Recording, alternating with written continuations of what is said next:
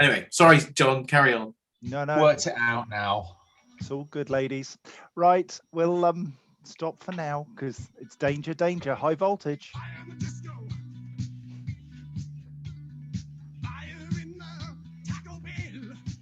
I'm not seeing any dancing people. Sorry, John. I don't hear it very much. Why, isn't it? Yeah. John, can you sing over the top? Danger, high voltage.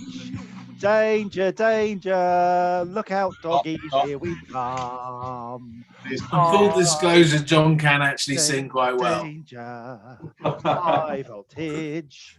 Not evidence here.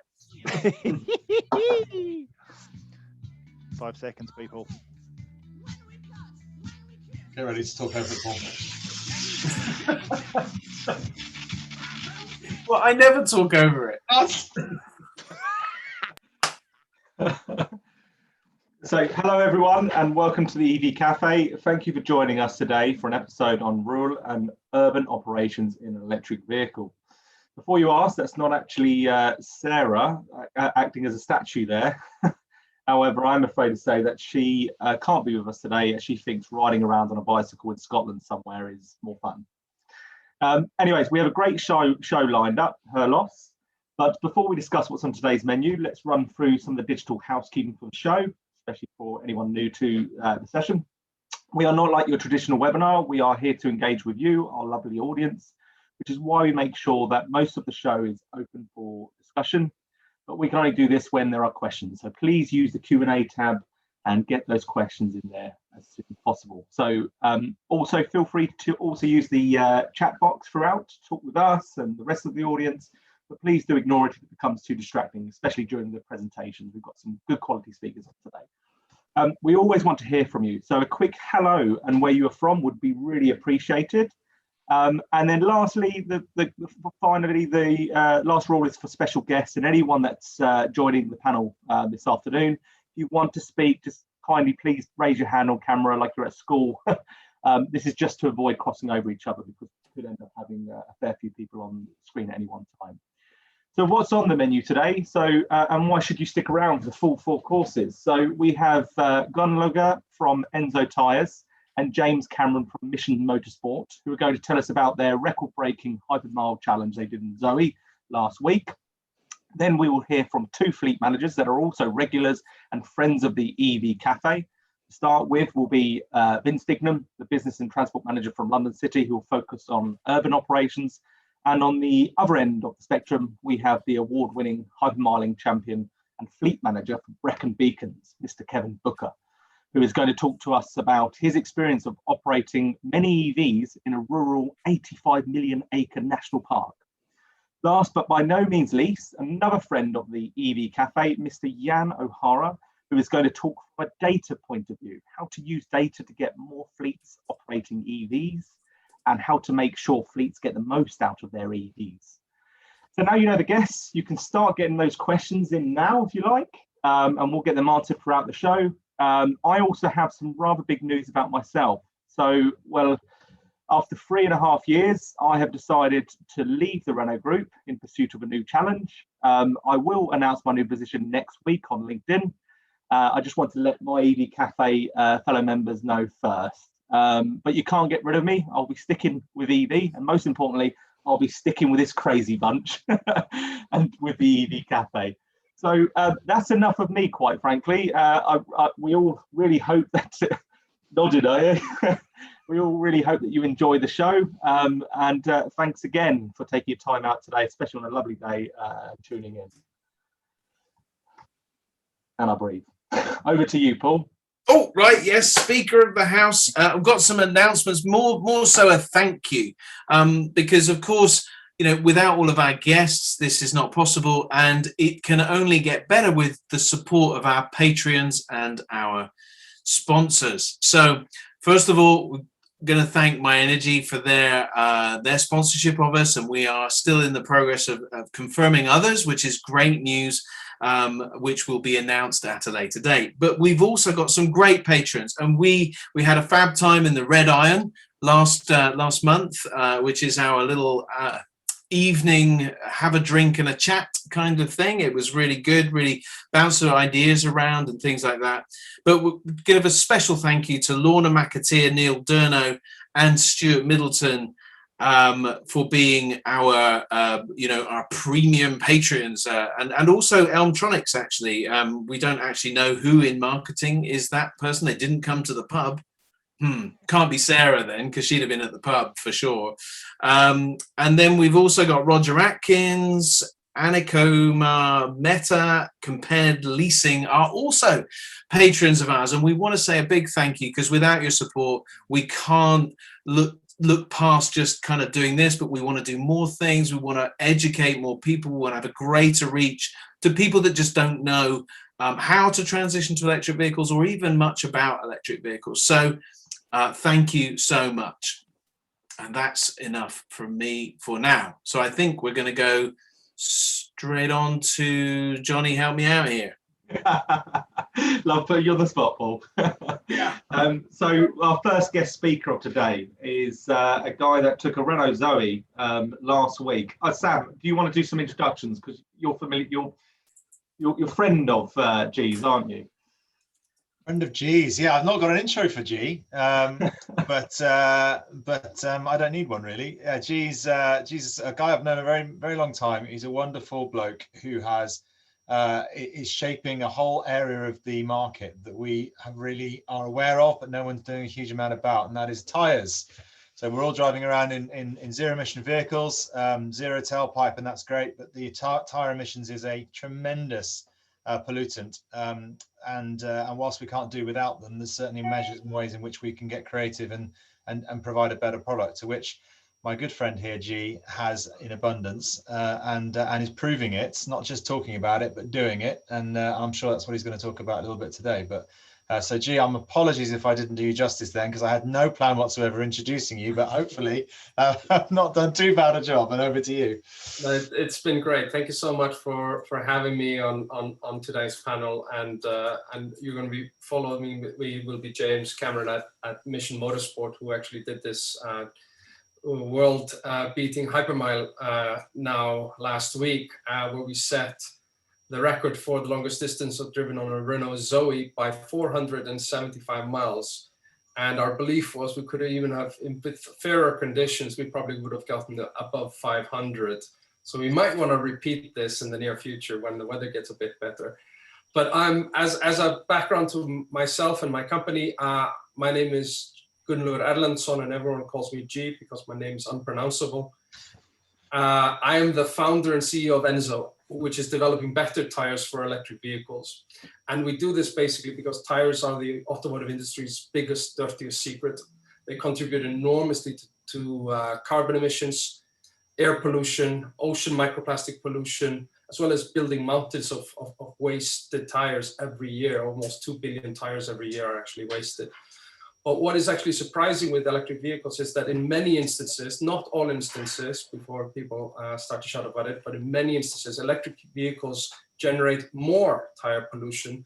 And this is simply because their added weight and torque often wears tires faster. So ultimately, tires are bad to begin with, and electric vehicles may, in some instances, generate even more of this pollution. So Enzo is focused on solving this problem before it goes from bad to worse. So we develop energy efficient, durable, and sustainable tires for EVs. And we're already working with some leading EV manufacturers and large EV fleets. So we'll be rolling out in the UK later this year, offering our tires as a service where basically customers pay per mile rather than actually pay for any tires. Now that means you don't have to pay up front, and we basically can monetize the life of the tire over a longer period, a bit more like a mobile phone subscription than a purchase. So the convenience of that is, of course, apparent because you get a better tire, lower pollution, and more range, which we'll come to.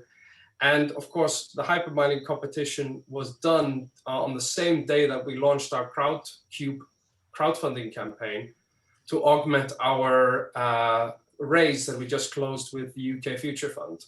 So we've already now have the UK government as an investor, and we're opening basically via CrowdCube the opportunity for everyone to become part of the Evsa Journey. Just £10 just to be part of it is more than enough. And we would really invite people to join us so that we can also then not only have our investors become our customers, but in the future actually build a community of people looking to make a change. So I'll leave it there, and I hope that we can introduce maybe JC now, so we can then start talking probably together about the hypermile race and how we did it. See, I love all this initial stuff. This is just great. So we've got JB, PK, SC, and G in the house. G, just the G. What was the average speed of the Zoe, G, when you were doing your hypermiling? About 19 miles an hour. And we did it over 24 hours. I think we came close to, 25, 26 hours for the completion of the whole journey. It was a struggle. The weather wasn't kind to us, but what we did also do is we ran 2 vehicles in parallel, and one was equipped with a standard French branded tire, which comes with the vehicle. I shall not mention any names. And that tire actually on that vehicle achieved about 425 miles. So just around 50 miles less than the Enzo tire. Wow. So we ultimately achieved an additional range of roughly 11.5–12% on the standard equipment tire. And that's of course through the chemistry we use in the tire and the lightweighting of the tire and other tire construction elements. But I mentioned, I think, to Johnny, it might be good to talk with JC if he's on the line and bring him on board so he can also give his perspective, because I think the Mission Motorsport story is a really beautiful story, and we've been supporting them now for a couple of years in building our journey and building our team. Let's see if we can get the other JC on. Johnny Berry's on the I'm case. afraid we can't. James isn't online at the moment, so we'll get him on a bit later on in the show. No worries. Squeeze him in. So ultimately with that, we did it at Thruxton, and it was a challenge. It hadn't been done before in the UK, and of course we were setting the bar far higher than the previous record, which was done on the Zoe 40, which was an older battery. But overall, the energy efficiency we achieved, and this might be an interesting statistic, was over 9 miles per kilowatt. Now, put that in perspective, is that the previous record, which was broken in 2018, if I remember correctly, by a French guy on the Périphérique around Paris, achieved just around 7.8 miles per kilowatt. So if you want to compare apples with apples, the kilowatts that we achieved were far better. And there were several instances where actually the average energy consumption in fair weather conditions actually broke 10 miles an hour. But the average, of course, drops very quickly once we hit the colder period of the day. And we had a bit of foggy conditions also hit, which cooled down the battery quite rapidly. And so, you know, the average ended up as being roughly at just above 9. But we were really impressed with those numbers. That's incredible. And that's all through the better compound of tire, the smoother rolling, presumably less rolling resistance. Exactly. It's called rolling. Yeah, rolling resistance coefficient is the value, and of course all tires are measured in terms of rolling resistance. It's that little A rating you get on the label. But here's the problem: many tire companies focus really on delivering B or even C rated energy efficiency tire, and they favor often the wet grip. Now, what's happened in the EV space is that tire producers have then started to shift the performance triangle in the sense of the OEMs wanting them to deliver A labeling on their tires for better range of their vehicles. So when many OEMs do that, they don't really change the compound, they just adjust the production process. And at that stage, you often start in, which was an example on when the Jaguar I-Pace came out. It came out with A-rated tires, which was great because of the need for those, but it actually had C rating in wet grip, which actually historically would be conceived as compromising safety.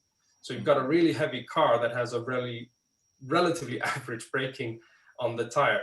So this is how the tire industry is, of course, trying to cope with EVs. What we do is very different. We're an exclusive tire company for EVs. We only look to develop tires for EVs.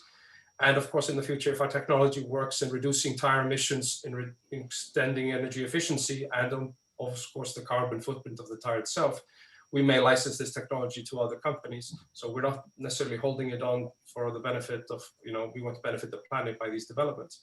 But ultimately, our EV focus is really core to Enzo. We've spent 5 years religiously developing these tires to the extent that we can now deliver these performances. So it's been a challenge. It's been fun, and now, of course, we're inviting people to join us on our Crowdcube campaign if they would like to, get £10 and become members of Enzo. And we'll make sure that we put the link to your crowdfunding exercise in our chat box. If one of the other presenters can pick that up, that would be really brilliant. Or if you can send it across to us, G, because we'd like to support you in that. Paul Kirby has a question. Well, quick point of clarification. Somebody, I think it's Glyn Hall, said they averaged 90 miles an hour. No, it was 19, I think, wasn't it? Yeah. Yeah, 19 miles an hour that they averaged. And of course, Kevin Booker, who's going to speak later, was one of the 6 leading drivers in the vehicle. So we had the same team on both cars, and so they drove equally on both cars, and we kept the vehicles as identical as possible. But yeah, it was 9.1 kilowatt hour per mile. Yeah, so 9 mile per kilowatt hour. Sorry. So, G, do you put the sole difference between the two performances of the two records down to the tires, or would you say that there was some in-vehicle efficiency as well, and obviously some driving skill? But we're going to give Kevin a bit of that, right? Yeah, absolutely. There was a slight difference on the battery, so we favored the Michelin tire by giving them basically the better car, which had a marginally better battery status. Both cars were relatively new; they came from Hendy, and so one of them was basically brand new. The other one had been driven 2,000 miles, but it had some depletion on the battery, which I believe was a software issue. Okay, cool. Sam. Question. Sorry. By the way, you just said Michelin. I don't know if you noticed, but anyway. Not that I would, highlight that in any way. Yeah, G, I guess the thing is, it's an amazing record, and I think if you were able to do it again and go through 500 miles, in an EV, that's incredible. I mean, the reality is, of course, that's hypermiling and it's not real world. But I guess that the thing is, you made a reference to 12% efficiency gain, and that's if I had that, anyone driving an EV today can put new fresh boots on and get 10 or 12% more efficiency, then I think we'd all take it, right? I mean, that's a significant amount of efficiency. So I guess even though you had not particularly favorable weather conditions, you were traveling at 19 miles an hour, and you achieved a huge amount of range, the reality is that those metrics, pulling it into the real world, do still make a huge difference, doesn't it? Because ultimately that you're just demonstrating the sort of extreme case, but ultimately it translates to all of us driving on the roads today. Absolutely, and I just want to make 2 points on that. And I see JC has just joined us, so I'd love to have him weigh in on what we did. But the 2 points, of course, when we drive slowly, like 19 miles an hour on average, we're still breaking the speed of what outer London does on average. So, and within inner London, you're below 10 miles. We actually haven't moved faster in London in 100 years. Horses actually used to move faster than the cars do on average. So we have a situation where aerodynamics plays a big part. And I don't want to promise people that they're going to get 12% extended range on every EV at every speed. As soon as you go faster, the impact of the tire drops like a rock. So we can't actually achieve those kind of efficiency gains at higher speeds. What we do, of course, want to say to people is that, we would like to develop sometimes the most slowest tires on the planet to help, of course, address climate change, to help address particulate pollution, and help make EVs even more better in terms of extending their range and saving costs. But JC, you're online. So hi, good afternoon. And I'm sorry I'm joining late, but it will delight the EV Cafe people to know that it was a 1970s Porsche that let me down this morning and left me in an area with no signal. I've managed to find myself in an area with signal. We were amazed at just what was possible from a car that was completely standard and straight out of the dealership. And as G's been talking about, it was so important to us that the record that we set was one that was, albeit that we set it in controlled conditions on a race circuit, the car and the way it was driven is within the reach of any Renault Zoe. These things can be, that kind of improvement is possible to anybody who wants to fit the right set of tyres to the car, and also wants to be able to drive in an economical way, as opposed to the way that my background would normally let me drive around a race circuit. Tell me something, James, in terms of tread pattern. I'm a real tyre pervert, and I love the particular cuts that you can get into some tyres. Do you have a different tread pattern for an EV tyre than you do for a traditional tyre? You do actually, but it is in the same direction as some of the more energy efficient tires in the world. So there's a certain distinction between EVs, but it's not major. Right. Ultimately, okay. This technology can apply as well. Yeah. So, Sam. Sorry, I had one quick thing on the same topic, John. Kevin and I were speaking a few weeks ago, and he educated me on something I didn't know, and that is the inefficiency of driving in the rain. So I didn't realize that by driving in the rain and the energy that's required to push the water out of the grooves and expel it from the tire is actually inefficient as well. I don't know, maybe it's just me, but I wasn't aware of the fact that driving in the rain was more inefficient to a tire than in a dry. I'd heard that the battery didn't, or things were not as good in the rain, but I didn't know why. So that's really interesting. James, do you want to maybe go and give you a bit of background on Mission Motorsport? And I think that would be interesting to the group here and how we teamed up. Certainly. So Mission Motorsport is the Forces Motorsport charity. We look after those who are leaving the forces and help them into jobs in the automotive industry. We discovered something really interesting a couple of years ago when it became apparent that UK automotive needed to get new skill sets into it in order to be able to meet the demands of electrification. And specifically, that's around high voltage qualifications and competencies. All three services use the term high voltage, but they don't use it in the same way that civilians do. They talk about high voltage only for things which are over 1,000 volts.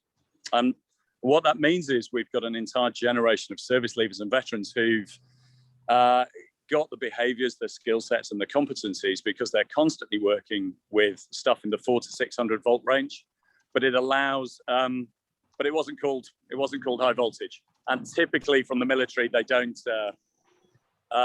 also don't have qualifications that say the right thing on the front of it. So for us, we're looking to lift and inspire a collection of both veterans and service leavers. So we pulled together a team. Some of them have done racing before, some of them have done precision driving displays before, the sort of, Terry Grant kind of things. A couple of service spouses as well, and set about training we wanted to beat that French record, right? I mean, amazing record set in 2018, clearly very different conditions, much warmer, 35 to 39 degrees, by a guy on the Paris Périphérique with two pauses apparently for traffic on either end of the day. But he'd achieved an astonishing, 351 miles was incredibly impressive. We reckoned, and we pretty quickly started to realize that perhaps that was within our grasp, but we wanted to push things a little bit further. We wanted to see if you're going to set a record, if you're going to really move the bar, just how far out are we going to be able to do it? Working with Enzo has been an absolute joy because it's sparked questions and thinking within our audience about sustainability and efficiency, which aren't normal topics of conversation. And it's wonderful to see people's imagination being lit up by it, by going and doing something really quite extraordinary. And it really is quite extraordinary to drive that carefully for that length of time over a 24-hour period on a circuit that is the fastest in the UK, but I think we've just now demonstrated is the most economical in the world. It's a nice one. People are very welcome to try and prove us wrong. We have a bit of a challenge. we have this concept of the world's slowest race that we were considering developing with partners, where we could invite a group of hypermilers to try to break consecutive hypermiling records. So maybe what we could do in the future is rent Thruxton for a couple of days over a weekend and drive really slowly and have fun doing so. Gee, I've got some exciting news just breaking. Kate Tyrrell, who's the events manager for My Energy and the lady that we've worked with closely for our sponsorship, has just messaged me and said, any chance I could meet up with G next week? Because we've got some interesting crossovers and we'd like to try and support if we can. So she's in London next week and the two of you can hook up. She's attending this session, but we can set you up together. And that's part of what we do, is bring parties together so that we can all move forward and have a better set of transport products and services that we promote. So good effort. Well done. Thank you. And if you need my email, it's right there. Yeah, clever. It's actually there, not there, but or there, or there. That's it. That's it. It works. Yeah, so thanks very much, G and JC. But before we go to the next speaker, I'd love to know what's next. Do you plan on breaking any more records? Do you plan on doing the lowest efficiency in an EV? Well, I'm pretty sure I'm close to winning that at the moment. But well, someone did try after we've done our trial to run it really, really fast and see how fast the battery was depleted. I'm not sure if I can share that information. Well, funnily enough, we've got some friends at Top Gear. So it was the obvious question, wasn't it? To go, okay, so we've worked out how efficiently you can go around. So let's see if you drive it differently, how inefficiently you can go around. So that sounded like a Top Gear kind of thing to do. So hopefully we'll see that out online in the next couple of days. And for us, the other thing we're going to do is deliver the first ever high voltage and EV safety training for a motorsport circuit. At the moment, the way that circuits tend to operate is that they look to Motorsport UK for the lead. Motorsport UK is lagging significantly behind, where circuits are already doing stuff with high voltage and hybrids as well as EVs that are on circuit at the moment. And so we're doing a really interesting piece of work with Motorsport UK, Thruxton and the British Automobile Racing Club circuits to make them more EV friendly. We should be able to have EVs in motorsport at everything from grassroots level all the way up to, and for us it's about demystifying something and getting circuits and race organisers to be able to deal with EVs with the same aplomb that they do deal with flammable substances in pressurized tanks, you know, that are carried by internal combustion engine vehicles. There's nothing too scary about it. It's just getting that familiarity embedded. So that's the big piece of work that we're doing. We deliver that at the end of this month, and hopefully that will have knock-on effects for the entire community. Good work, James. Thank you. So thank you very much. Very interesting. I wish I could always get 475 miles out of my EV. That'd be nice. Anyways, it's time to say goodbye for now. But I appreciate you're both busy, especially you, James, waiting for RAC or the AA to come and collect you. But if you can, if you have got time, can rejoin towards the end of the show, the last round of the Q&A, then that'd be appreciated. What time now is that? It's time for our next guest speaker of today. So what time is the catch up at the end? It's around 1:30, so about an hour's time. All right. So next guest speaker, who's that, Sam? Don't know. You're the Vince Dignan. Brilliant. Can't believe you just stitched me up like that. Nothing like a bit of organisation, and that was nothing like a bit of organisation. We've lost Sarah. Where's Sarah gone? So welcome to the EV Cafe, Vince. Welcome back, shall I say? Yeah, where is he? Is he appeared yet? Yeah, it's just coming online now by the looks of it. Whilst you're doing that, Vince, there is a hypermiling event. The Leia Marnie Cup is taking place on the 8th of August, and it's basically see how far you can go. And for the first time ever, they're doing it with EVs. So it's always been a petrol event, and they weigh the vehicle, you drive, see how far you can get, and then they weigh you again, and all that sort of stuff. Leia Marnie Tower is the end point, starts in Southend, 8th of August. I'll stick some details in the chat box if anybody's interested in taking part. Fabulous. So who's bringing Vince on? Vince has been promoted, so just waiting for him to come on, turn his camera on and unmute himself. Here we go. Hopefully I should be live now.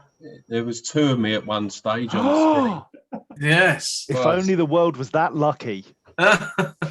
Thanks for having us back at the EV, everyone. It's great to be back and hopefully share a bit of information on the urban.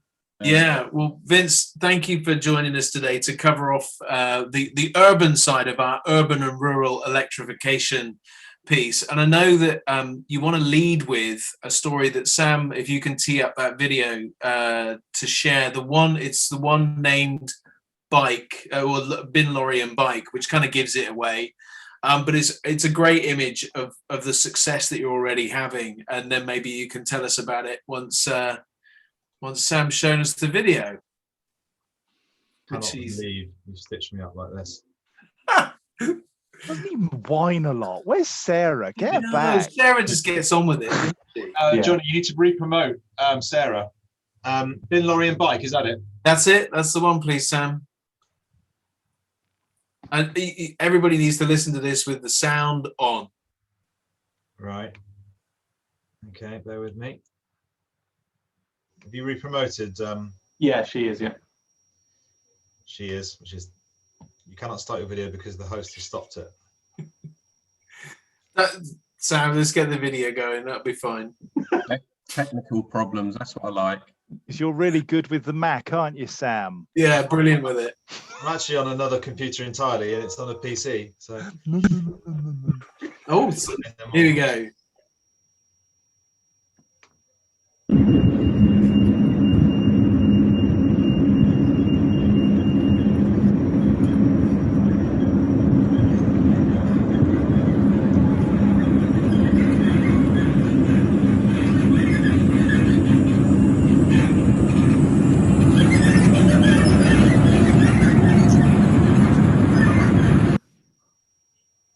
So Vince, that's great. So the question is, who knew that bin lorries squeaked so much? Yeah, well, I thought that was the cyclist.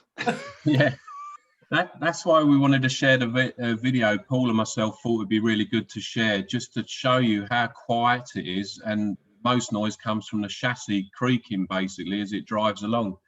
So we're pleased to say we're at the city now that we've got the 4 19 tons and 1 26 ton fully electric Electra RCVs that Viola, our contract, have commissioned. Sorry, Vince, we're not allowed acronyms. RCV meaning refuse collection vehicle. Sorry. Thank you, Vince. Collect the waste, and that's we're 100% collection now. Our vehicles electric, fully electric for our household, 8,000 residents in the City of London. Wow. So that's where we are at the present time. They're working really well. From the last time when I showed you the concept vehicle that we trialled to now, they're actually all operational in the City of London as of today. So we've had a great transition. The drivers love them. The charging's going well, performance is going well, and even the range anxiety that everyone had at the start, that's even going well. We found that with the performance management system and everything, that we can double shift them in the city and charge them within enough time to go out to the next shift, because there's a few hours in between each shift. You know, and that's 19 and 27 ton refuse collection trucks that are capable and on the streets now. So it's from our perspective, it's great to see that in the city. Some of the other work that we're doing as well, I'll go on from that, is we're doing a lot with Max's, the LDV. I've got my team, Sarah and Razin, who are on as well. They've been doing lots with the Zoe. They've been doing lots with, we've been doing Toyota Pro Ace. We've just had that this week, and even live today, just before this, I've been testing the VW Transporter fully electric that Paul wants me to feedback on as well. So we're doing a lot in that area. Our Lord Mayor has got the Tesla as well, and that's all going well. So we've gone from horse and carriage to electric. So we're doing very well at the present time. Was there something else you wanted to prompt me on there? Vince, I was gonna ask you. It's noted in a few places that you now have a no diesel in the future policy. Do you want to just tell us a little bit about that? Correct. What we are through our committees, our service committees at the City of London, We've produced with the team and with our environmental health, our procurement team, that we've got a policy in line with the government for a no diesel and petrol policy for the future going forward, and we're working towards that. And I'd say we're about out of our whole fleet at the present time, excluding the cleansing fleet, which our contractors are responsible for. I think we're heading for about 20% now of the fleet in that area. What the policy means, and it's been brought in from the chief exec as well, from the top down and across and sideways, and we have a robust, anyone requesting a new vehicle, they have to fill in a form and a report detailing all the vehicles that they've trialled, and if they did want a diesel, because there's nothing else on the market. For example, at the present time, what we're struggling with is the 4x4 pickups, which I know there's development in the future, that they would be allowed a Euro 6 diesel for the interim until the technology and the manufacturers start producing them. But no one's allowed to buy a vehicle without it coming through us, and that they've either gone for looking at hydrogen, which we're looking at as well, or fully EV. You know, we've even, with the LDV, we've even had a minibus built, a small minibus for our cemetery operations. So we're very a diverse fleet, because as you know, I won't bore you with the details, but we're very diverse in our operation. It's not just the square mile. We've got open spaces and lots of other areas that we work in as well. So the policy is very robust, and we've won awards for it as well, of the work we're doing, and we've shared all that information with a lot of other businesses, not just local authorities, with the private sector. I've done a lot of work with as well, and my team have, of advising, and TfL, Transport for London, we've done a lot with as well. Vince, I'll give testimony to that before I hand over to John to question you vigorously and ask any questions. But I will give testimony to the fact that, Vince, you're a great one for sharing the journey that you've been on. And it's great to hear the stuff today. And I know it's just like the tip of the iceberg, but it's great to know that people can come and collaborate with you, get the information that they need, those policies that you've put in place that really help people to ask the right questions, recognizing that actually sometimes the right answer, as in, or the answer of an electric vehicle, is not the answer that you're going to get to, but it's about making that transition correctly and at least considering it. So great job. Thank you for coming on today and showing us the bin lorry. We do wonder about the fate of the cyclist that was in front, but there was a nice cycle lane to the left of that, so they were all safe. Oh, right. Good news. So they wouldn't be going with the cyclist, definitely not. Good stuff. So John, what questions have we got, if any?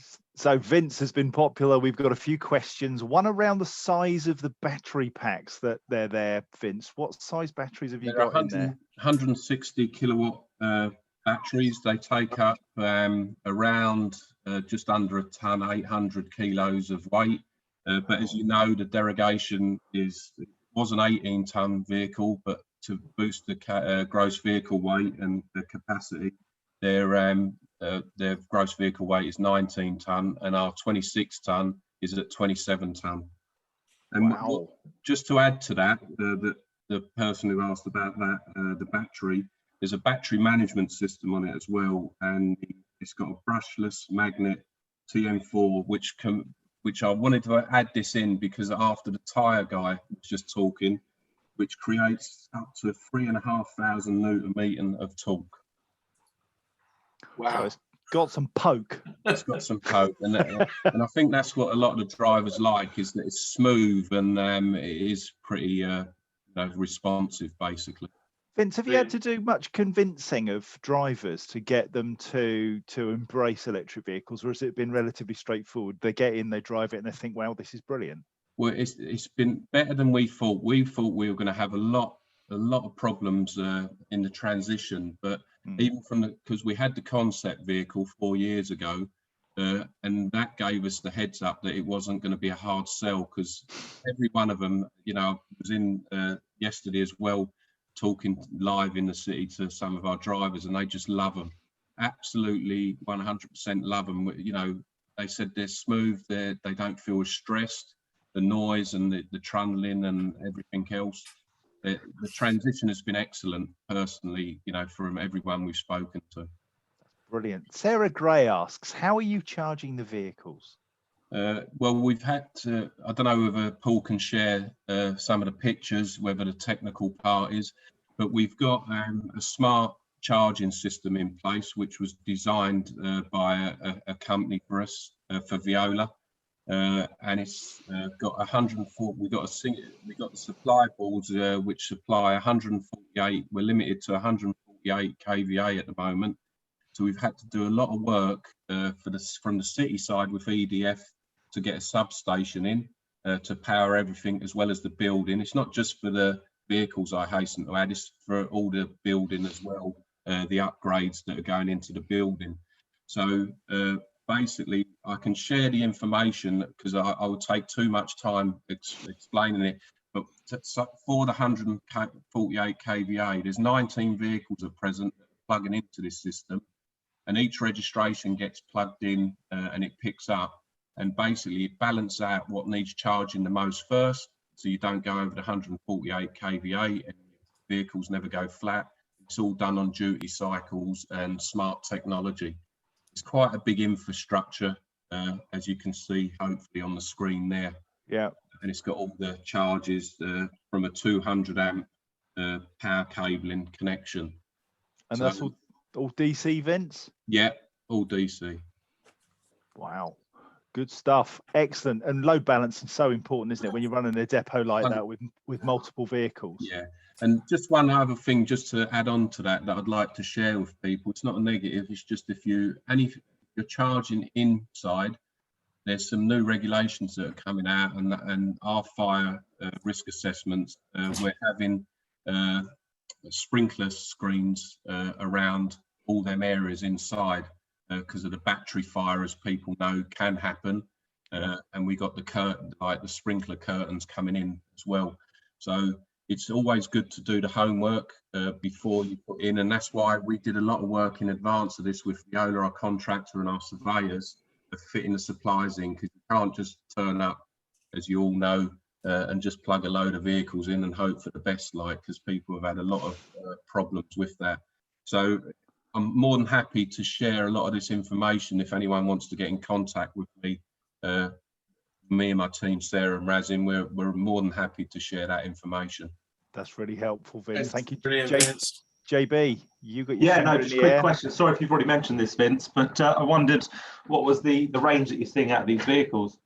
Well, this is the impressive thing, because from the management system on the, we thought we'd just about struggled to get through a shift, and we're getting because we're only a square mile. Remember, we're urban and not rural. We can get a whole shift, and that's on the refuse collection vehicle. The compactions on the back is taking all that power and all, remember. So we can get up to 1,200 bins lifted and packed, and the compaction and everything else. And they're doing on average around 30 miles a shift on the collections, basically, at the present time. So there's no range anxiety, no problems with that at all. I wonder if G's tyres could maybe give you a few extra miles. This is something that, you know, seriously has been really interesting for me from that presentation there earlier. You know, we're always striving, and I'm sure Viola, our contractor who own these vehicles, will be looking at as well. Sam, you had your hand in the air. I did. Hey Vince, how are you? Hi Sam, good Nice mate. to see you. I was just thinking about you yesterday. Actually, first time we met was in a car park underneath London Wall, if I remember rightly. So how things have changed in the last few years, huh? Exactly. What was I going to ask you? Yeah, I just think that the point you made about the curtains and the sprinklers, that's a really important one. If there's anything that you or your team can put on the chat or links, I think that's something I certainly in my day of when I first met you and I had my fleet, that kind of thing would have caused me all manner of pain, Yeah. because it wouldn't have been something I can think of the sprinklers over every single van now. I'm thinking, my God.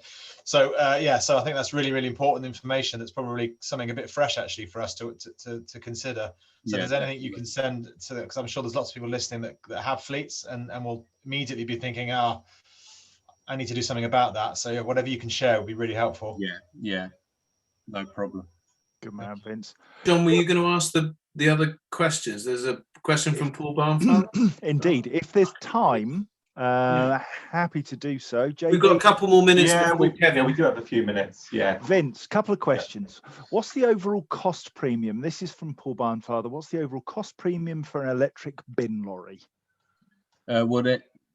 The overall cost, I'm not sure of yet, because that's all with our contractors, but I can put you in touch with the people that will tell you, because they're leasing them contract hire rather than purchasing them outright.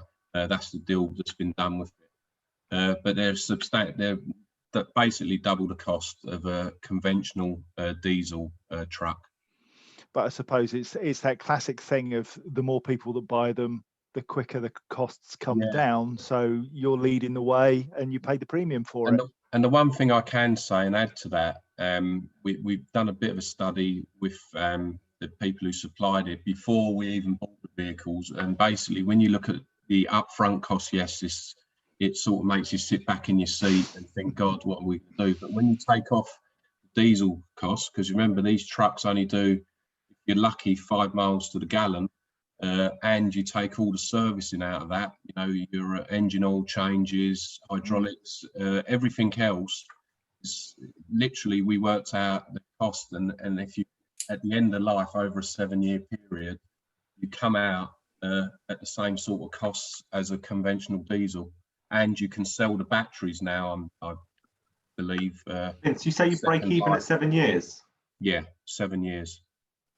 And that's pretty impressive, isn't it? In our industry, for trucks that are them type of trucks, you would be 7 to 10 years that you'd keep them anyway.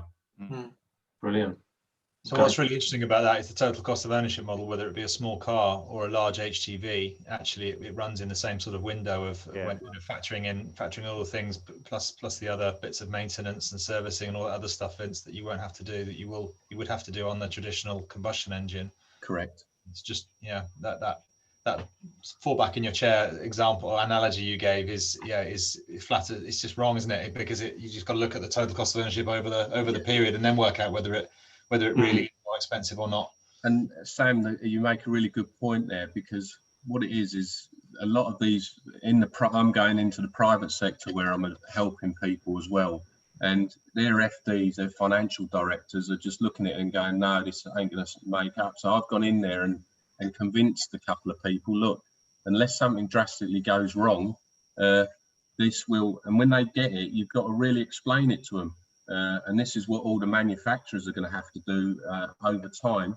And I think in the car industry, personally, the biggest thing is residual values is what a lot of people are scared of in the van sector.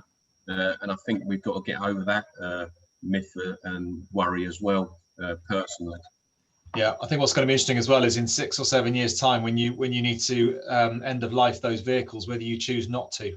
Yeah, exactly. And I personally think, because we've had it with the diesel variants of this, that we can recondition them. And I think if them electric vehicles can do that, I think you could get a lot more out of them. And this is like the circular economy of being reusing the vehicles and just changing some of the moving parts, basically.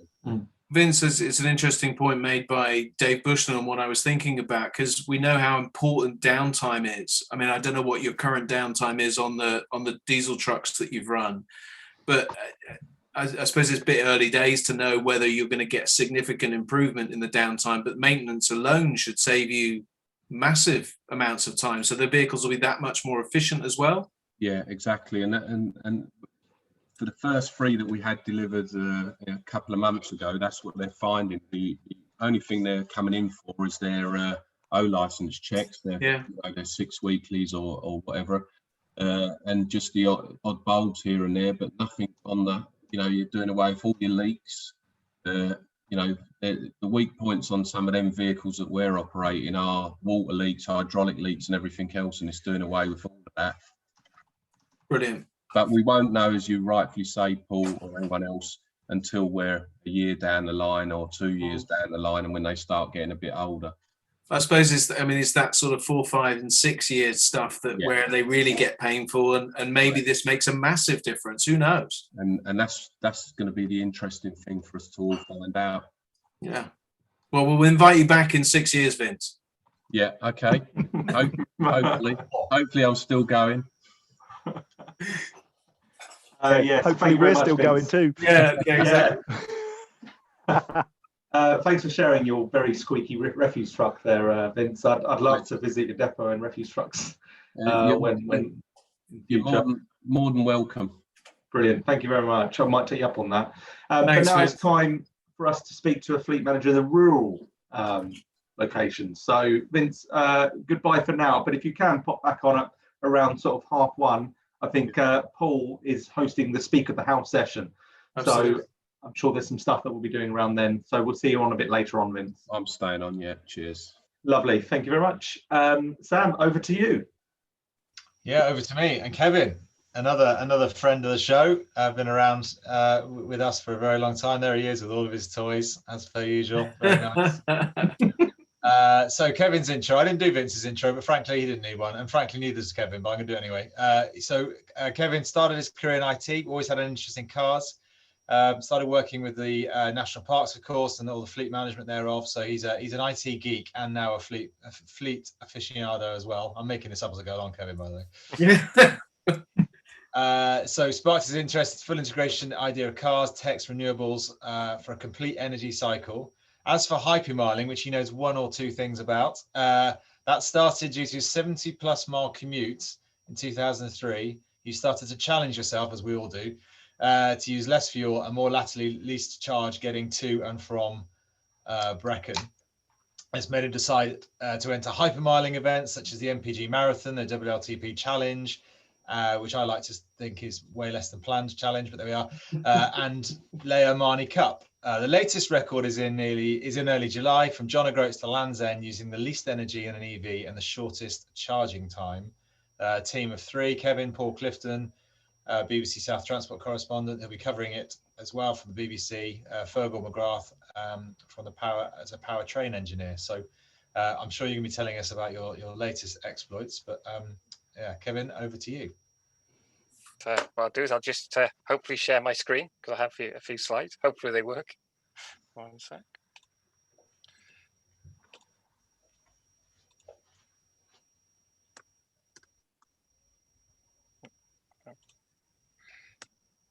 Hopefully you can see that.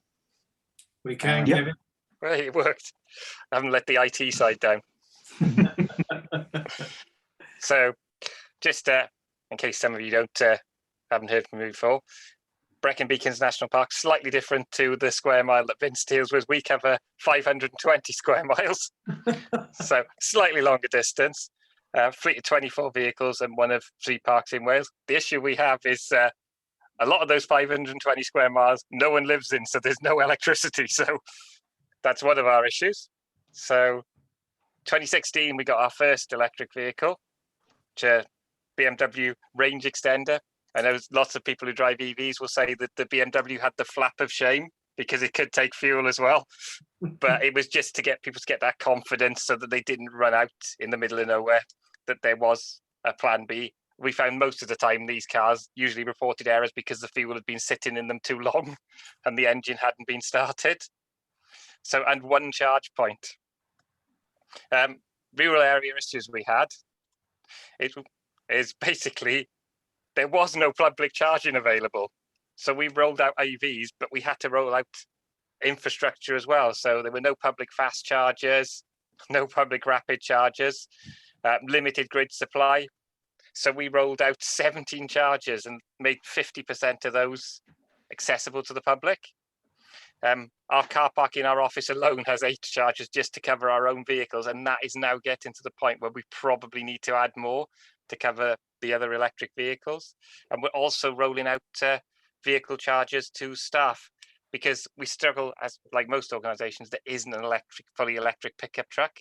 So the closest we've got is a plug-in hybrid Outlander. So what we're trying to do is maximize its use of electricity. So by putting chargers at various wardens' houses, they can run as much as possible. Because a lot of the time we don't cover great distances between sites. It's more that they need to be able to charge wherever they get to those sites. So where are we now? More than 59% of our pool fleet it's electric or plug-in hybrid. We have 16 charging points, 7 of which was supplied. They're all supplied by green energy, and 7 are publicly accessible. We've reduced our CO2 emissions for the whole fleet. That's including our pickup trucks from an average of 122 in 2019 to 86 grams per kilometre a day. But if we take our pool fleet in isolation, that average comes down to 9.2 grams per kilometre. And also we're trying to make sure we support this with renewable energy. So we have 30 kilowatts of hydro generation, 34 kilowatts of solar generation, and we generate enough energy to take the electric cars 939,000 miles a year, which is significantly more than those fleets do. We've also implemented eco driving courses for our staff. And this is the thing that Johnny will hopefully like. We've just recently added 3 Zoe commercial vehicles to for our seasonal meet and greet staff who are out and about in the park, helping with safety aspects, because we've got quite busy with the reopening of our green spaces. They're just around to be there, and we thought it was important that we didn't just take the easy option and put a diesel vehicle on the fleet, that we actually put an electric vehicle on the fleet so they can be seen there. And we were lucky enough to get these supplied by our local rental company who's on a Welsh Government framework to actually have these Zoes. So we've got 3 Zoes driving around the park now, and the feedback on those vehicles has been excellent, because a lot of these people have never driven an electric vehicle before, and they were initially very reluctant, but they've realized with the Zoe, 200 miles is easy. Not the 400 that I've got in the past, but 200 is easy for any driver, and possibly more. There's a breakdown of our emissions. And basically, we know we can do more. We are struggling now. The issues with rural areas are we don't have the grid capacity. We are reliant on the local DNO to get us supplies of electricity, and this is a slow process. Some of our sites, we have been waiting over a year for power upgrades, and we are looking to put quite higher powered transformers in our sites, but it's a slow process. And our aim is to become totally emission free on our fleet by 2025. And this doesn't just include our normal conventional vehicles. They're looking at, we've got electric tractors on order, we've got an electric events vehicle, looking at electric quad bikes, and even down to all the things in a rural area. We have a lot of tools which existing ones are fueled ones. We're quite quickly switching all of those to electric ones, not only for the benefits of the environment, but when you think these wardens are working in quite close proximity to not the best fueled engines. So there's a health benefit, the fact their chainsaw is not spewing out loads of fumes right in their face. So if you've got any questions, that's me. Done. Thank you, Kevin. Stunning as always. I suppose the one major question I've got is that 2 or 3 times now through today, we've talked about the pickup, the 4x4, the L200 replacement. It's really an area where the automotive industry needs to sort its life out, isn't it? Yeah, I mean, we are struggling. We have heard that there are ones in the pipeline, but the only ones at the moment, people keep mentioning, when you do lots of presentations, people say, oh, just get a Cybertruck or just get a Rivian. It's we're a public sector organisation. It's not going to be an option to pay for £100,000 pickup truck for 10 wardens. It's funny because, Mitsubishi was so groundbreaking when they brought out their first Outlander and priced it at the same price for electric or diesel. So they get it, but they've not made that push into the L200 space. What about Maxus? I see Brandon there in the chat and is talking about the Maxus pickup. Anybody heard about that? It is being talked about. There is a diesel version. I believe there is an electric version already available in China, I believe. Right. Not certain, but Maxus have talked about one coming over, but I think it's sort of mid 2022. Probably before Rivian or Cybertruck get here, and probably at a slightly better price, I would suspect. Yeah, because I mean we've struggled as well, because we have managed to the Outlander would tow a 10.5, but as soon as we standardized on that, Mitsubishi pulled out of the UK. So a lot of our Outlanders you'll notice are quite new, because we basically had to bring loads of orders forward and say, can you get us them in, that's why they're in different colors as well, because we just had to get them, because the Outlander is an ideal vehicle for an area warden, because it'll tow a 10.5, which is lower than a quad bike. Whereas people think of national parks that our wardens driving up Pedavan and pickup trucks. For a lot of our work now, it is basically the truck gets them and their equipment to site, because you don't want to damage the environment with big, heavy trucks. So a quad bike is basically, or an ATV is what they do. And that's why we're looking at those vehicles as a next step for electrification, because they do return to a depot overnight. So as long as they're charged, they don't get left on site. They're the ideal vehicle to be going there. But it's not, we don't drive our trucks massively off-road. Gone are the days when a warden would be doing that. It's now basically to get heavy stuff slightly off-road, and the pickup trucks are more because the weight they pull rather than the actual off-road ability. And that's the bit, isn't it? It's the towing capacity that's the issue. You're always towing, and that drains the battery, and it's just horrendous. Okay, now the other thing you talked about was around power upgrades and grid upgrades. We've heard this a lot, and especially in Wales, parts of Scotland. How do we square this? Because I mean, we've got people like Lorna McAteer, who comes along from National Grid and will talk very, very knowledgeably. Graham Cooper will talk very knowledgeably about the investment that's taking place on our National Grid. Yet still, we've got D&O challenges.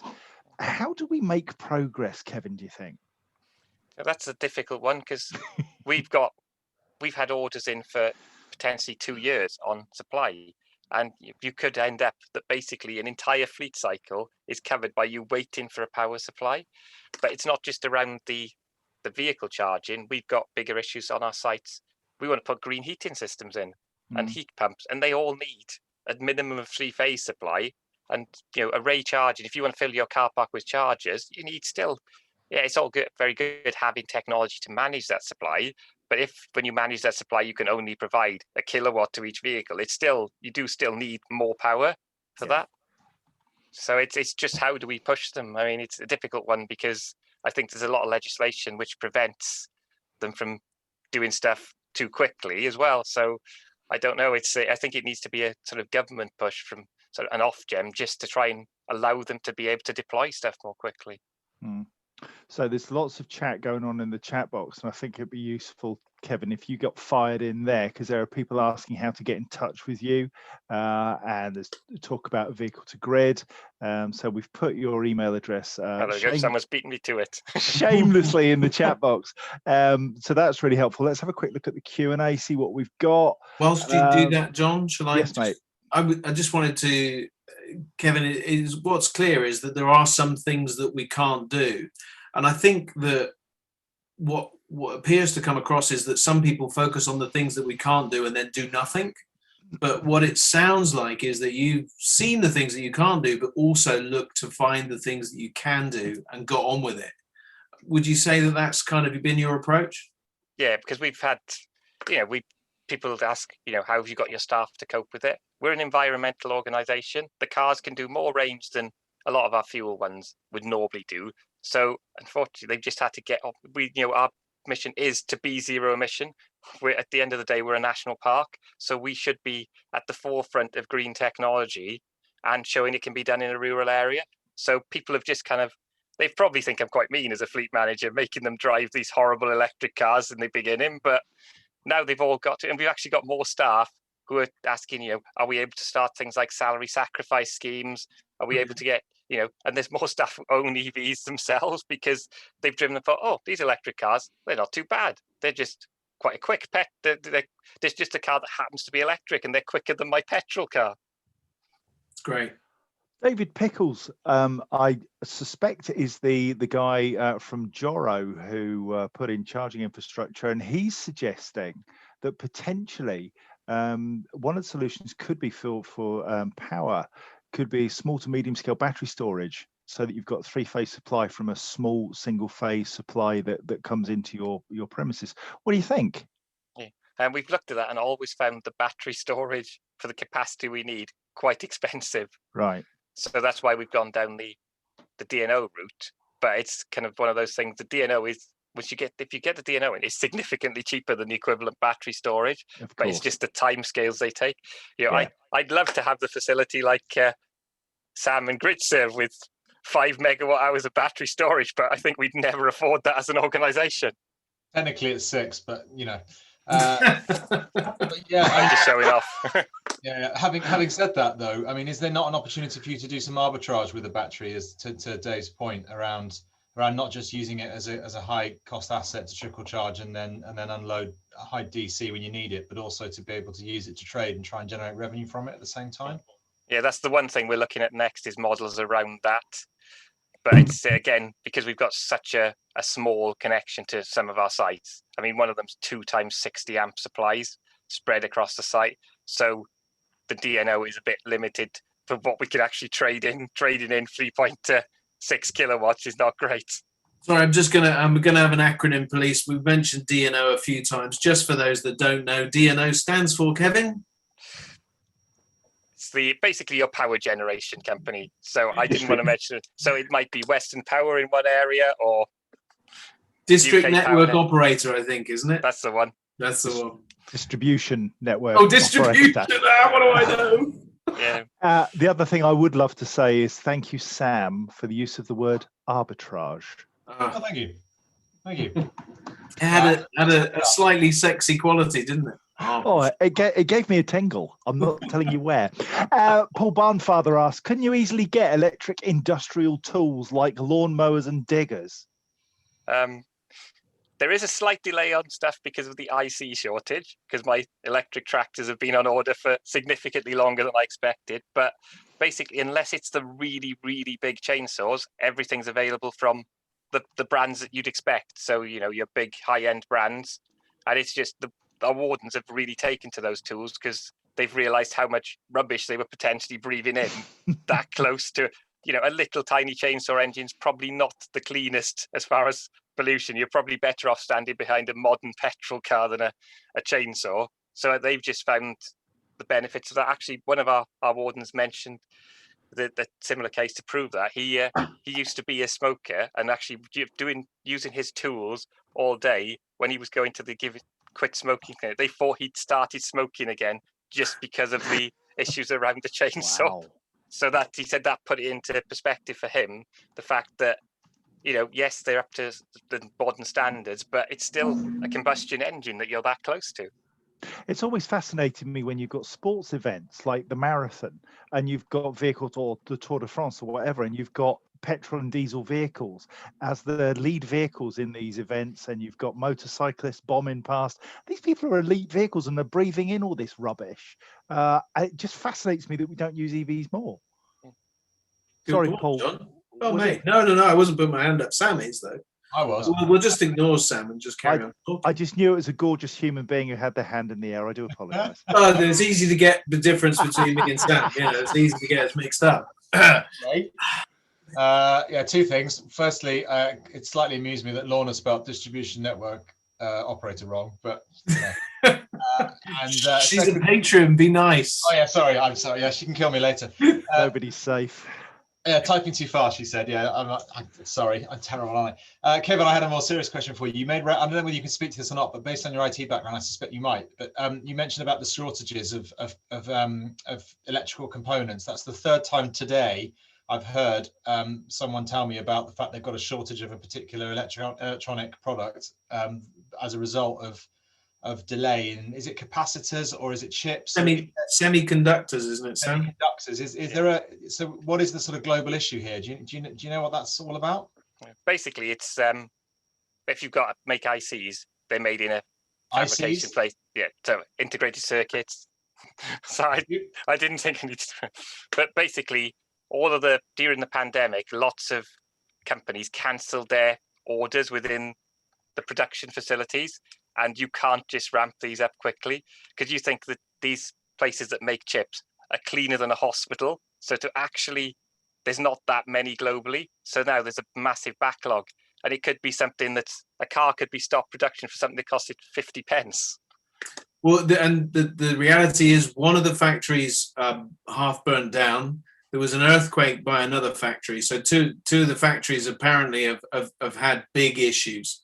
So, and add on top of that, the whole global logistics kind of scenario which is impacting vehicles and tools all over the place. It's almost as if Mother Nature is trying to tell us to look after our planet a bit better, don't you think? No, really? Richard Parker has said, can we have a session again on how power and energy is delivered, i.e. power station, D&O utility company? Think it would be really useful. Richard Parker, so do we. Yeah, good idea, Richard. Right, we're on that, my friend. David Watts is saying, is Kevin in competition with the Lake District to see who can go electric first? Ooh. I was going to say, I think we might have won because we've gone electric, haven't we? Boom, drops the mic. That world record competitiveness coming out. Excellent. Yeah, I mean, our pool fleet in the park is pretty much electric. If we didn't have to tow anything, we wouldn't have the Outlanders, and it would be 100% electric. Oh, David Watts is fighting back. He's saying not counting PHEVs. He's not going to lie down, That's fair enough. But Simon Brace, who lives in the Lake District, is saying the Lake District are years behind. Yeah. I mean, but the problem is for all national parks, the last vehicle we have to do is the one we're struggling with. It's, again, as John mentioned, is the pickup trucks.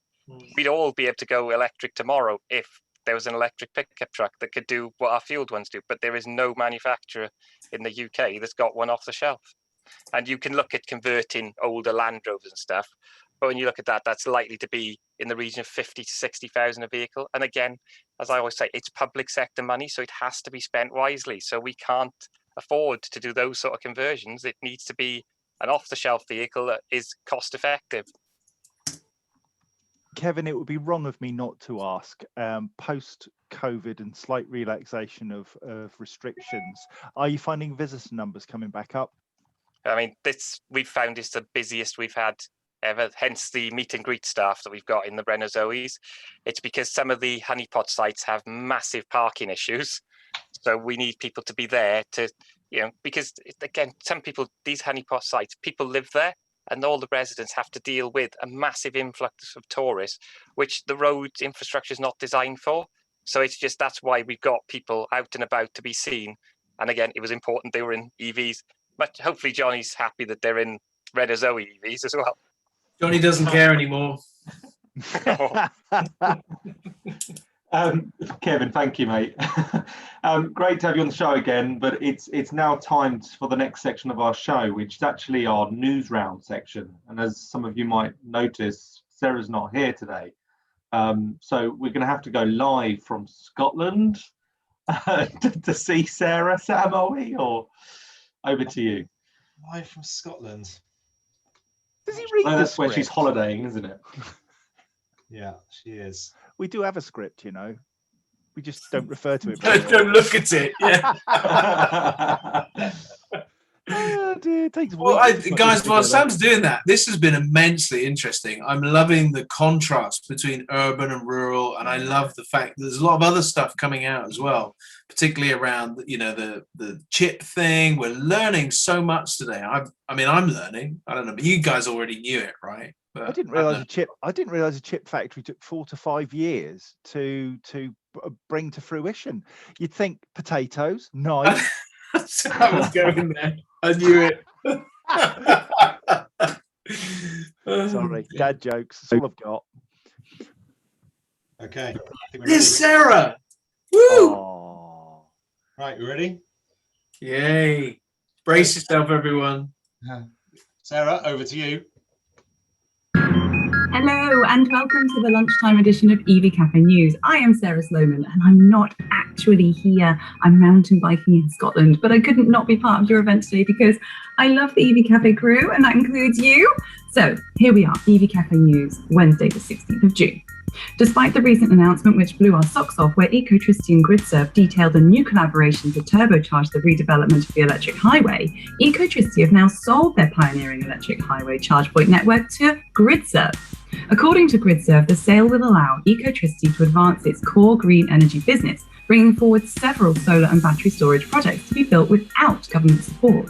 Some Ecotricity innovations include Britain's first green gas mill, which involves making natural gas from grass, and sky mining, a carbon capture and storage process that turns carbon dioxide in the atmosphere into diamonds. ThisIsMoney.com reported last week that 1/3 of UK businesses that use company cars would consider installing electric charging points at employees' homes. According to new research following the pandemic, firms that use company vehicles appear keen to push forward their fleet electrification plans. The data from energy consultancy Centrica Business Solutions found that 4 in 5 firms said the rise in home working had encouraged them to consider providing charging points for staff. I mean, feel free to give Elmtronics a call. Other charge points are available. And finally, The Telegraph reported the notion that electric vehicle charging points should be as iconic as red telephone boxes. Ministers hoped a revamped design of charging points can accelerate a shift in using greener alternatives to petrol and diesel cars. I guess if there is going to be a 10p piece left behind and some questionable cards with phone numbers on it, I suppose it could capture the hearts and minds of the British public for sure. Now, normal service will resume following a short break, and I've been Sarah Sloman, your EV Cafe News anchor, and I shall see you at the ITT Hub, and I simply cannot wait. But for now, I am out of here. Bye-bye. Bye.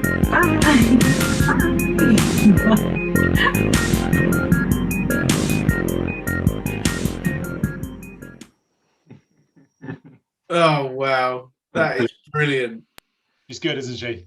She is fabulous. But Sam, she mentioned a really important point, that Ecotricity have been bought by the one and only GridServe. Maybe you can tell us about that. Yeah, could it be? Look at that. Ta-ding. Gorgeous. Ta-ding. Gorgeous. And it's a Zoe as well. How'd you like that? Yeah, no, I guess everyone probably that's listening knows this news already, but yeah, it was announced a few months ago that we bought into the electric highway, GridServe that is, a 25% shareholder, but recently we've exercised the option to take on the whole thing. So now it is, as of now, or as of last week, the GridServe electric highway, which is 169 locations around the UK, 283 chargers, 20 sites of which we've already changed and upgraded to new kit, and we've got a plan to do the rest of the country in the next couple of months. So it's quite exciting for us, obviously, but I guess for anyone that drives an EV, it is, because whilst it's not the biggest network in the UK, it's most certainly the most strategic, because it's everywhere it needs to be in terms of being on the service station network, as well as a number of IKEAs and other sites as well. So yeah, hopefully it's a good news for everyone who drives an EV, and we're not just fixing stuff, we're changing it. So every charger is brand new, as per the ones you can see over my shoulder. All the software is going to be the same as what's on the GridServe electric forecourts, and more critically, perhaps for many, you can just use a contactless card. So you don't have to be on an app, you don't have to log into anybody, you can just turn up and pay for your charging like you will your coffee. And is that one price for everything, Sam? So not an app and it's just one price? No, it's the pricing structure is still the same as it was on the Ecotricity days of 30p a kilowatt hour on the services and 24 on the forecourts. The model will change in the fullness of time. I think I've said this before publicly that we will have a membership scheme at some point. We do want to harbour loyalty like any company does, and all companies want to have some sort of incentive to have a closer relationship with their customers, but at the same time, in this particular context, contactless is something people want. So that's certainly what we're delivering from day one. But yeah, prices will change in the market as well as over the fullness of time, I'm sure. But in fact, quite a few are going up at the moment due to the miscalculation of the VAT for certain charge point operators, but I won't go into that. But yeah, no, it's good news. Hopefully it's good news for us, but hopefully it's good news for everybody that drives an EV and goes on long journeys. So we'll keep working hard to upgrade the other 140 locations, or 49 locations, in the next few months. But it'd be good. For all people who... So now it's time for the next guest speaker, Sam. If you've got a job, can you get on with it? Yeah, well, you asked me a question and I gave you a long answer, so sorry about that. But there we are. Right, Jan, are you there? I'm just going to assume you are. There he is, right on cue. Right, Jan, so I've known this guy a long time too now. God, I'm feeling old listening to all you lot. So over 30 years in the technology sector, in telematics, security and mobile data. Jan is 3.5 years now the managing director and co-founder of an award-winning Level Telematics, formed to become the market-leading telematics solution provider for EV. Partnering major suppliers in the EV market like Maxus, Arcadis, Drive Electric, Nissan, Eon, Vinci, and fledgling brands. Fledgling, bit harsh, but okay. EO, Mina, Flock, and many others. So yeah, what else is there? You're a EV transition practitioner, which sounds pretty cool. Geotab #1 value-added reseller in the UK. EV Partner of the Year for the EU. So yeah, not a bad set of credentials and accolades that I've already condensed a little bit. Given you've only been going 3.5 years, Jan, that's pretty good going. So over to you. Thank you, Sam. I'm just going to run through our deck. We've got 5 minutes, I understand. So we'll take you through. Is everyone see the screen okay? Hope you can. Yep. So my presentation today is based really about data and real world data and how it's helping fleets transition to EV, and also then beyond EV, once you've transitioned, manage the fleet and improve the journey. So some of our customers you've mentioned earlier, remiss of me not to mention some of our customers on here. So one of the oldest EV companies, Muller Milk and More, who had the lead acid batteries many years ago, transitioned to diesel vehicles and then transitioning now back to EV. And we've got lots of customers in lots of different markets in and around the UK. Our partners, as you mentioned, Geotab's #1 partner, value-added reseller here in the UK. And at the event at the end of the month, we'll be announcing something with Maxus. We're working with manufacturers, insurance companies, infrastructure providers, etc., to offer a end-to-end EV transition and then again transitioned program.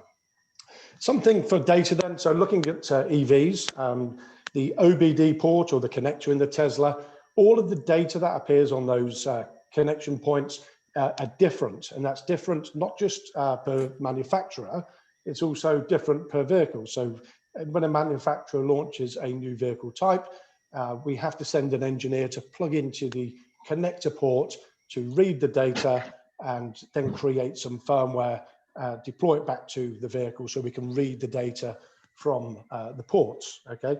We also have access to certain OEM data, so we have connections through Ford, Mercedes, etc., to again take data from their vehicles.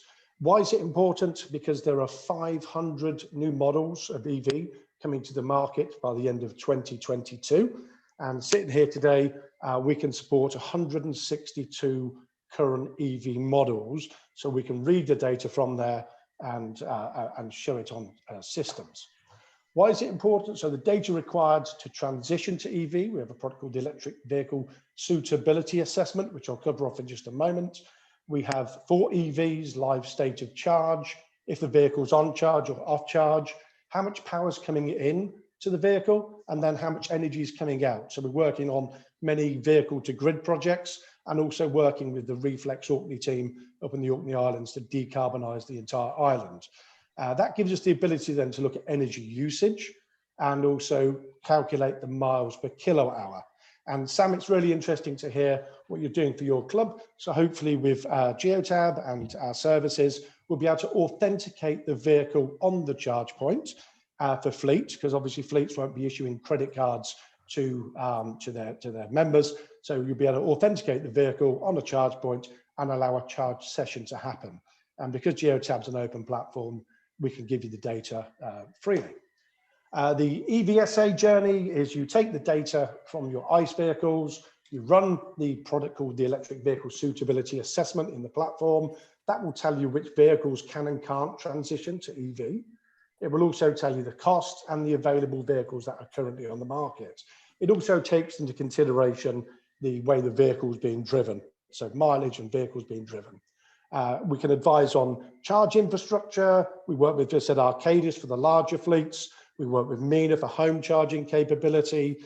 we then take the data from Geotab for home into MENA to make sure that the vehicle charging at home is the company asset. So for fleets, it's really important that they're not using fobs to charge their partners' cars or their friends' cars. We can ensure the data coming into the charge coming into the vehicle is the correct vehicle that's being charged. And then lastly, you take the device, your telematics device, plug it into your EV, and we can help significantly increase the range of an EV. So having a look at that as a case study, one of our customers, we can get live state of charge, as you can see here on the map. We can zoom in to look at where the most energy is being burnt, so what time of the day.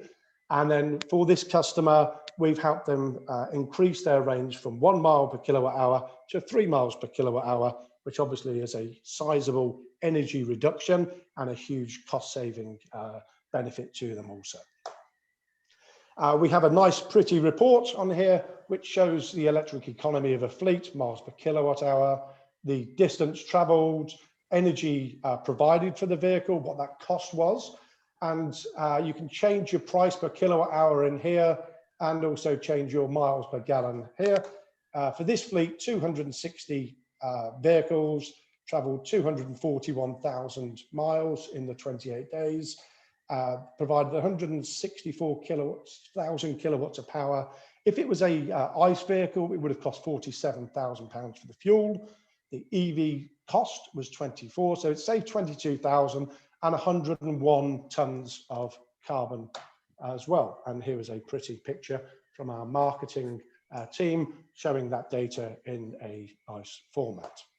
Last thing we have here is a thing called the Charge Assurance Dashboard. So this is a single piece of glass which will tell you whether your vehicle will be charged in time, ready for its shift tomorrow. And there's a red, amber, green element on the left-hand side. So you might need to do something or you're going to be okay. So we know what the current battery level is, the estimated percentage charge at the time you set, what its current charge rate is it going to be ready for the shift tomorrow, yes or no? So really cool bit of data there, taking in the state of charge and showing whether the vehicle will be ready for its shift the next day. And then lastly, with data, we also provide the data from the telematics devices to insurance companies, and they base their insurance policy based on driver behavior. So they can set the driver behavior risk element and offer EV specific low insurance policies, which I think is great for us all, considering we're paying a lot more for our own EVs today. So that's the end of the presentation, and I hope it was informative. I'm willing to take any questions. Brilliant. Thank you, Jan. I've got a question which is really about the fleet managers. When you present them with information, are they surprised by what they see, or is it kind of, yeah, well, we knew that anyway? No, they're very surprised. So we're seeing it across all fleets. So we work with local government, we work with fleet managers, and they're surprised at the amount of data that they can get.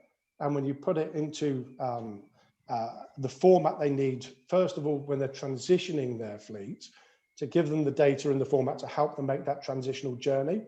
That's one element that they're finding now with the way it's presented is significantly better. And then once they've gone EV, the surprise to go from that 1 mile per kilowatt to 3 and look at the value of that. For that one fleet I showed, that was about £300,000 worth of saving in energy cost alone, okay, by cutting the 2 peaks by 50%. Good grief. So it's massive. I mean, we're talking significant. That's the difference between a business being really profitable and just surviving. That's extra people's jobs. That's huge. It is huge. I mean, we're seeing obviously a big difference in fuel anyway. If you look at the chart I showed, what it would look like if you were using a petrol or diesel vehicle against what EV is. It's a significant difference anyway. We're just helping now drive that down and reduce the amount of energy required to do the job. Somebody just said, Jim Hunt in the chat box has just said, are the slides going to be available? Well, obviously they'll be as part of the recording, they'll be available. If you want to get in touch, Jan, with Jim Hunt, he'd like to make contact and maybe get access to your slides if that's possible. Okay. Paul Barnfather's asked, does the European Union regulation EU 2018-858 help to get EV data? Because it's not always been easy, has it, to get EV data out from the OBD? And that's the number one issue at the moment. As I said, right now we're having to send an engineer to touch each vehicle, well, geotabar, and having to touch the vehicle, read the data out. Also to work out when the vehicle's charging, to get the charge signals as well. Yep. So there's a lot of work that has to go in there. It will be great as time progresses when the OEMs are making the data available to us all. But I think we're a while away from that. And Ian Muller asks, the software that you run, is that mainly a light commercial vehicle proposition rather than a passenger car proposition? It does all. So we've got fleets of cars and vans, and we're now starting to work in the truck markets with some of our partners. Wow. So, I mean, you're having a big impact in the whole transport space in providing information, and knowledge is power, I guess. That's absolutely. That's where you come from. Brilliant. Absolutely superb. Yeah, just to hammer that home, John, I don't think people quite often don't appreciate how important that data stream is. The things that Jan just mentioned in terms of state of charge and charging events and when they're occurring, and the ability to stitch those together. I mean, one of your pictures, Jan, I saw was my old company, and that ability, what you can't see on that picture is the stuff that with the geotab kit that was inside it, that was pulling it all together so that we knew what the state of charge is, whether it was charging and what bay it was on. You can't manage large fleets without that information, and the only way of doing it is through telematics. So it's an incredibly important part. I think people, with the likes of Jan and others, making people realize that you need that. They need that data source, and you're not going to get it from the OEMs directly, because even if you can, you end up with multiple streams of information, which isn't very useful. So by putting it through one conduit, one channel, and getting it all in the same format means that you can do something meaningful with it. So it's a really, really important point for any fleet out there, that how important the telematics is when the vehicle isn't moving. I think it's really important to say that it is not data. I mean, I hate data. I'm on record as saying data, schmata, it is not important. It is, because it's the source, right? But it's the insight that comes. And, they say data is the oil of the 21st century. Well, it is, because it needs refining and turning into something that you can use. And that's what, Level are doing really well. And other companies are available, I'm sure. But, it is really good that, you can put that data in the hands of a fleet manager in a format that they can digest, do something with, act upon, because it's insight. Well, it's also critical that you take the data and you work with other partners. Okay, so if you look at our partner slide, that's just a few partners.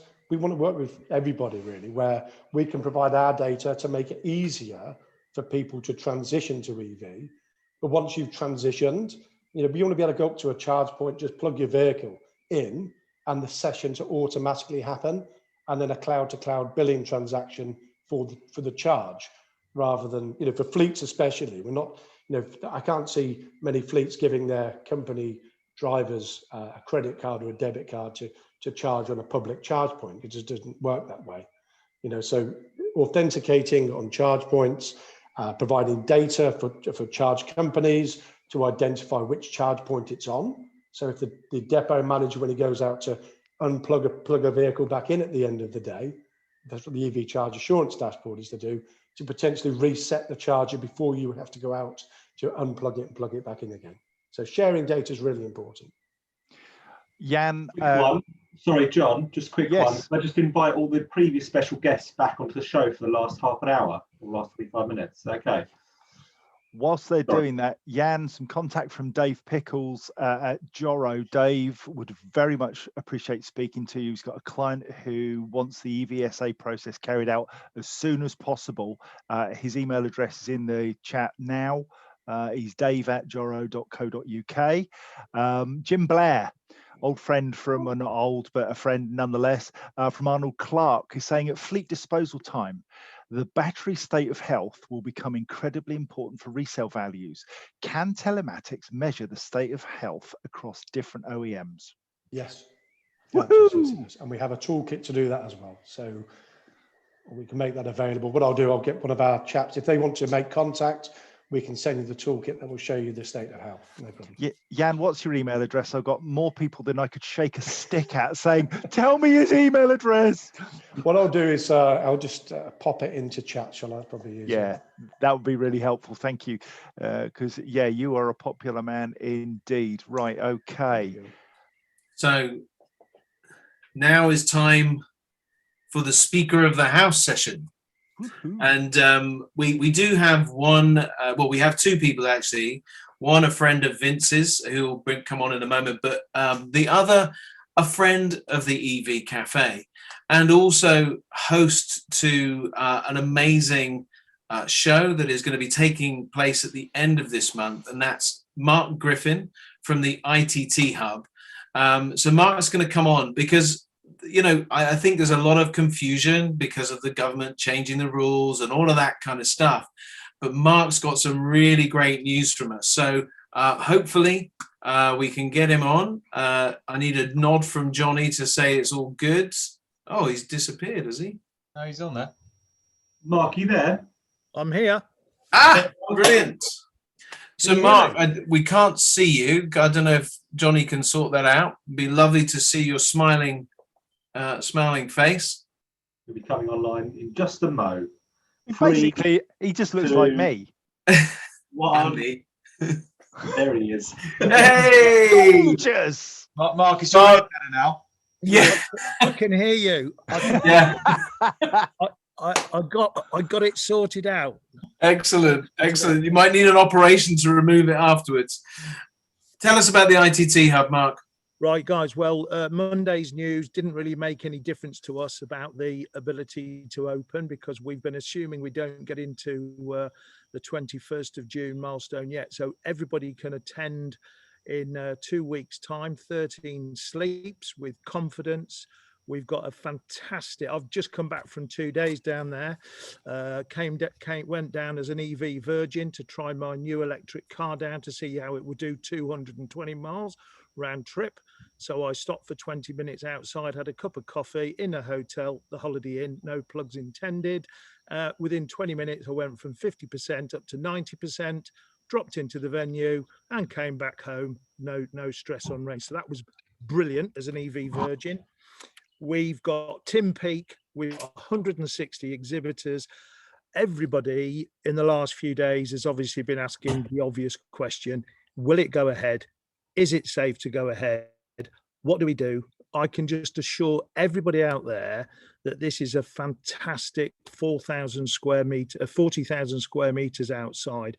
And it's really sad for many organisers, and I've got real sympathy, those people who have got indoor events in June that now can't happen after a lot of hard work in July, real sympathy for them. But, you know, this whole industry needs to restart at some stage. And our team are really committed. I've got 25 people at the venue putting this together safely so people can come along confidently. Face masks indoors, outdoors, sun hats, sunny floppy hats and flip-flops probably. But there is just a huge amount to see.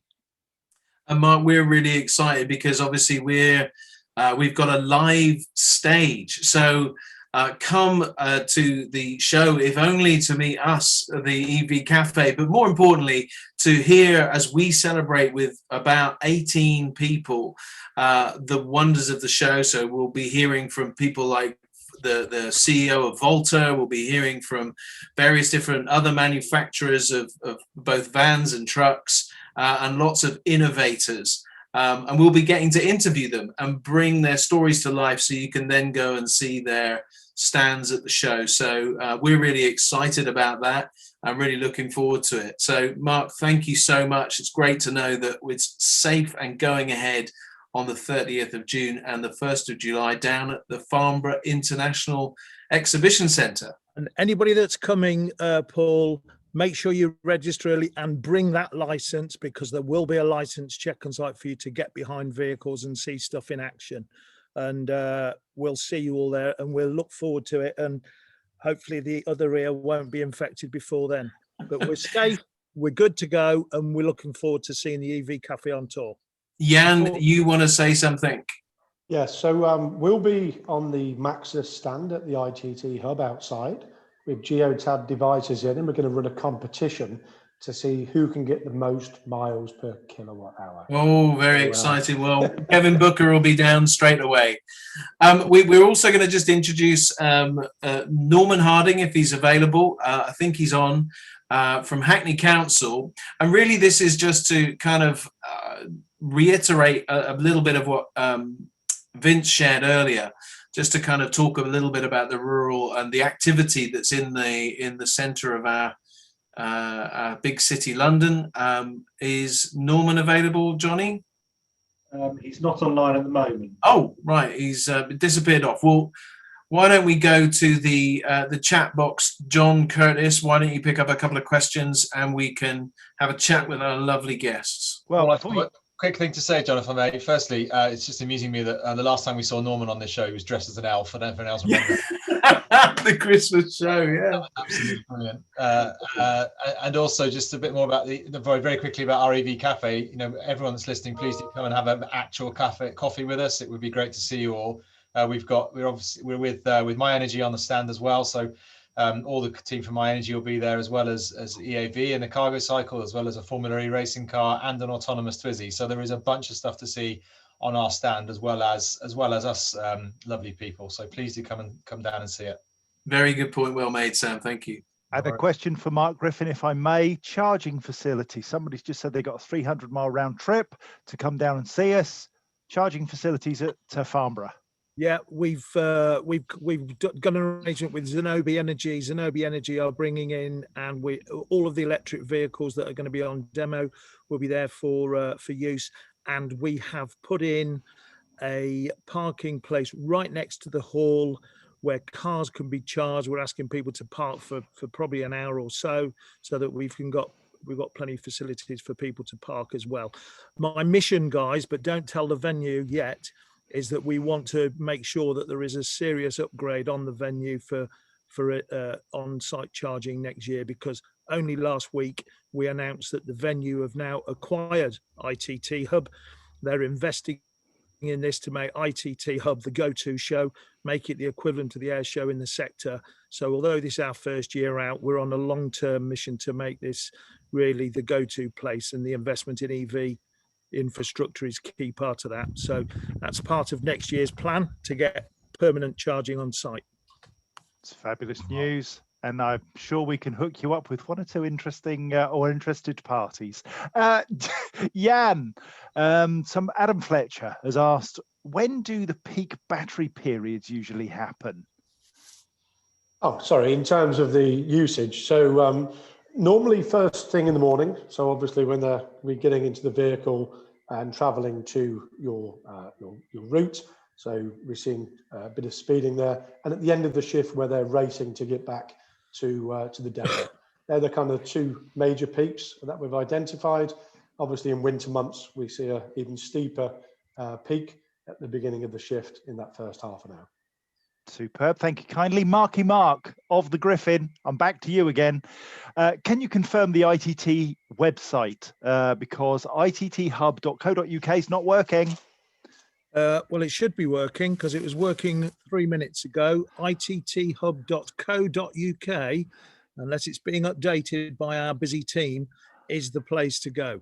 It was an anonymous attendee, so I suspect there is foul play at hand. Do you want to put a link on the chat box? Yes, I'll do that now. Right, lots of questions for Sam, actually, our very own Sam. So David Watts, he's been very busy, wants to know about rugby services and the hub model. Will it be replicated at other sites, i.e. Exeter? Yes, it's amazing. Every time I talk about the electric highway, there is a deluge of questions coming back, but that's, I guess, goes with the territory. Yes, it will be. The beauty of the rugby site in all its glory is that it was a new site, new service station that's just opened. So there is a degree of legacy of ecotricity putting that together. Yeah, we've fully taken that over now, and it's working beautifully. And the plan is to replicate that across the country. I can't say a huge amount about what we're doing where, but the first plan is to replace all of the chargers with the same stuff but new modern kit on new software. And the second stage next year is to then start upgrading the grid capacity at the sites that we're able to do so, to put the infrastructure in akin to what is in Rugby today. And then I guess the third stage will be looking at solar and battery storage to try and beef up the grid connections on the other sites that we can't get readily upgradable access to. So there's a huge amount of work going on there. I know there was also a lot of stuff about AC charging as well, which has been something that a lot of people have raised. That's the slower style charging that a lot of Renault Zoes, for example, don't have a CCS connector or a DC charging capability. We are putting AC into all of our sites. There has been some instances whereby we've replaced kit and the AC has disappeared, but that's only temporary, and it's because of the availability. Much like the conversation we had around technology earlier, there is a limited supply of certain bits of kit. So we're putting in what we can today and what is available today, and then putting AC in very quickly afterwards. But in the future, the main chargers will be triple-headed chargers that will have AC, CHAdeMO, and CCS. And you'll also be able to charge 2 cars at the same time per device as well. So please bear with us. I know everyone is absolutely desperate to see this highway upgraded in a heartbeat. It's lagged a bit over the last few years. We all know that. We're accelerating the upgrades, and I know that there is a degree of frustration with certain Zoe drivers where their ACs are disappearing, but they will be back. Just please do bear with us. Good man. I've got a general question, which, we've got James and Mark and Jan and Vince and so on. Your expertise, the EV Cafe are looking to get our messages out about EVs and how good they are out to a much wider audience. So we want to start talking outside of the church of EV to people who don't get it, just don't understand EV, don't get that it's clean, and they couldn't care less about air quality. Cheaper, don't care. Maintenance costs lower, don't care. They just want to get in their box and drive. And we need to help those people understand, how do we do that? How do we break outside of our existing network of people? Any thoughts? I can probably venture something there. The single biggest way in which people believe, adopt, and start thinking in a different way is when it comes through experience and through the experience of others that they trust. And in any new development, that closed loop of people who are the early adopters are fantastic, but it's that breakthrough into the mainstream. And there are some key things out there to kill off.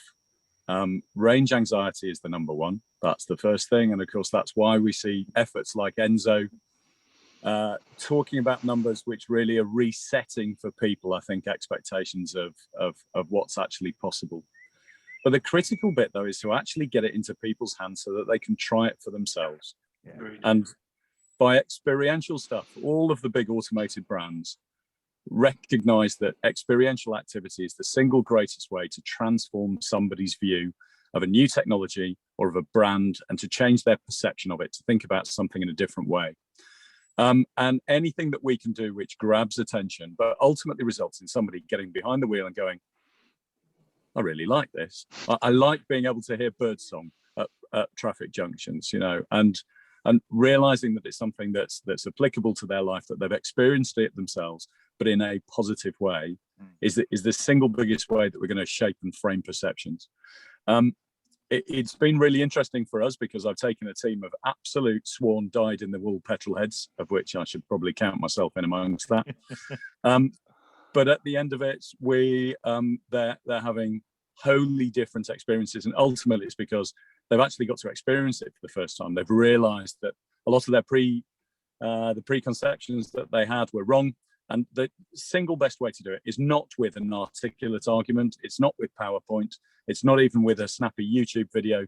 It's where somebody experiences something personally for themselves, or somebody who they trust recounts their own experiences to them. And rolling out those events to a wider audience to be able to get more people to experience these kind of things, but critically it's getting people behind the wheel so that they go, this works. This is something that could fit into my life. That is extremely helpful, James. Thank you. And Mark, I suppose ITT Hub is going to be one of those key events where people can come along and try. Yeah, John, thanks. I just totally agree with what James has said there. I've been running trade events for 25 years, mainly at big places up in the Midlands, Excel, places like that. Years I've had manufacturers spend hundreds of thousands of pounds on stands and exhibitions and going up and watching static product work 20 years ago. It isn't going to work now. One of the visions when we launched this 3 years ago was to bring people to they could do hands-on experience. The OEMs, the manufacturers, exhibitors do not have these big budgets to go and do these big shows where it's static. The only way we're going to start spreading the message about net zero is use case study, get people into vehicles, get people talking about how the charging, how the infrastructure can be used. So putting a conference together where we were inviting people with that experience to go, getting vehicles outdoor, people not spending a huge amount of money on this journey has to be the long-term game. And our long-term vision, we haven't even delivered the show yet. We're only 14 days out. The show will be what it will be. Yes, there are sleepless nights about how many is going to come along. Will people pull out? Will they turn up? We don't know, but we're doing everything we can to make sure we give people a good experience in 2 weeks. COVID's going to go away. One day we all pray, but net zero isn't.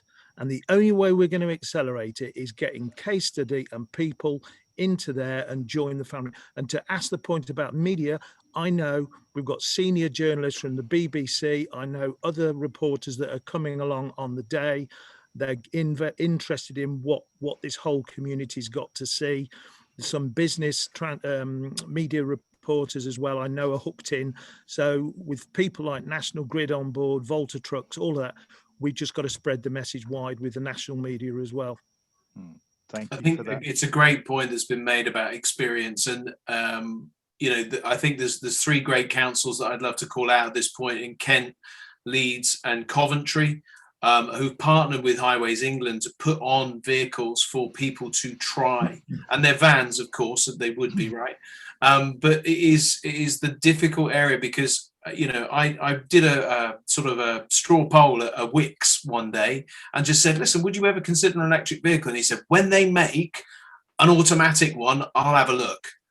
And it's great, right? Because they're all automatic. So I said, right, we'll step right this way, sir. And had a little chat. It's experience. It's kind of getting people behind the wheel and experiencing that silent driving, that smooth, never a risk at a roundabout, pulling out into a junction, getting into the gaps. It is experience. And James, you made a great point. Mark, you supported it brilliantly. I love the fact that the ITT Hub, we can come and try stuff. It's great. Fantastic. And I guess, with our colleagues from Brecon and also from City of London, that it's leading by example as well.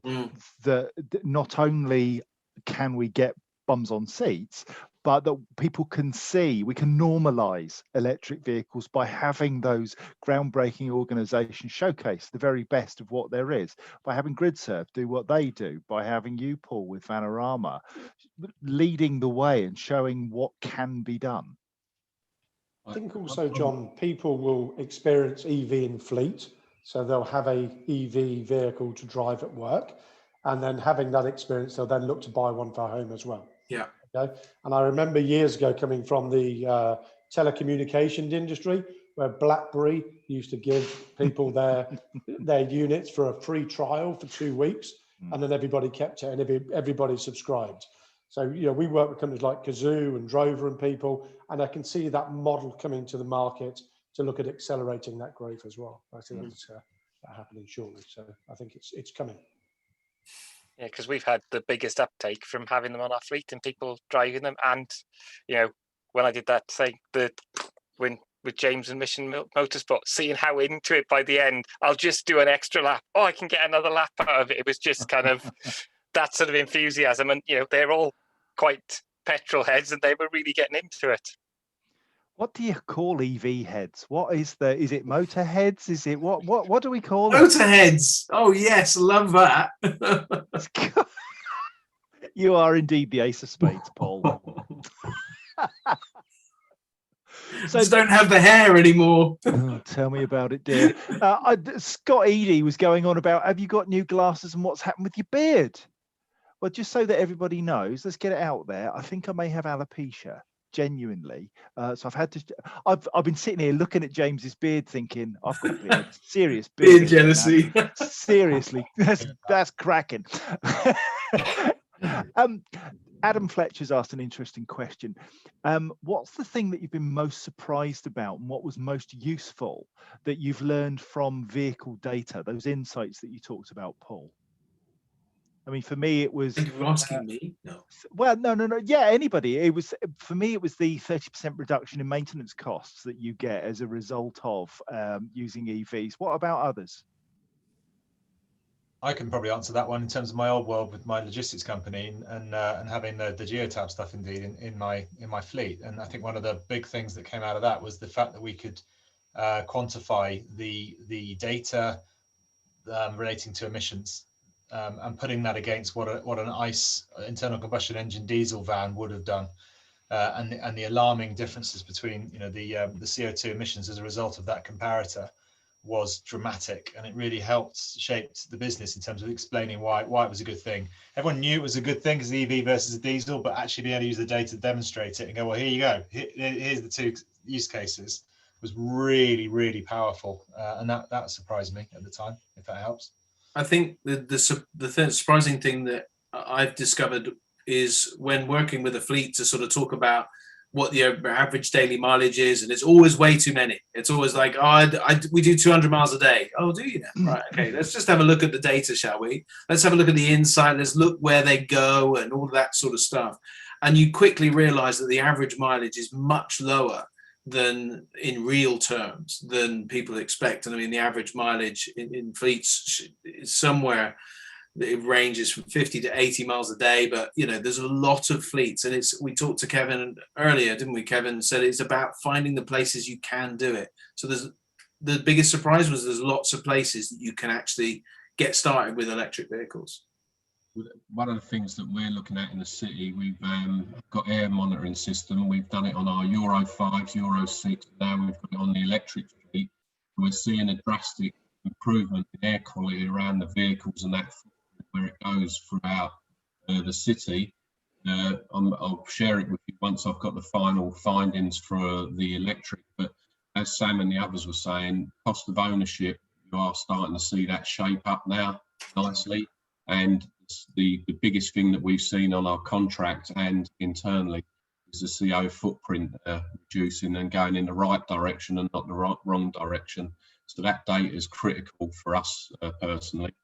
And also the sort of thing that I want to get to is what Jan said there earlier, is how how much mileage the vehicle is doing in different zones, like if they're going up the motorway and everything else. And once you've got that data, you can start planning what type of vehicles you can use going forward. That's going to be very, very good for us personally. So Vince, on that, we work with the routing and scheduling companies where they take the data, but not just of the vehicle, but of how the driver's driving the vehicle. Yeah. So you're now scheduling the vehicle per driver, which I think is brilliant. Yeah, definitely. Right. I'm really sorry, but that's all we have time for today. So before you leave, I just wanted to say a few things. Join our LinkedIn page, please. We carry on the conversation. Do share your slides for those that have requested to see them. Recording will be on YouTube, so please subscribe there. Next session for us is the ITT Hub. So in 2 weeks, we are really looking forward to meeting everybody in person. So we will send an email out to our database where you can register for your tickets. And we really look forward to meeting everybody in person. It's been over a year now, or we've been doing this digitally, so it'd be good to put a face to everybody's names. So yeah, thanks everyone, and we'll see you in 2 weeks. Thanks everyone. Bye-bye all. Yeah. Take care. Thanks everyone. Thanks. Cheers, guys. Thank you.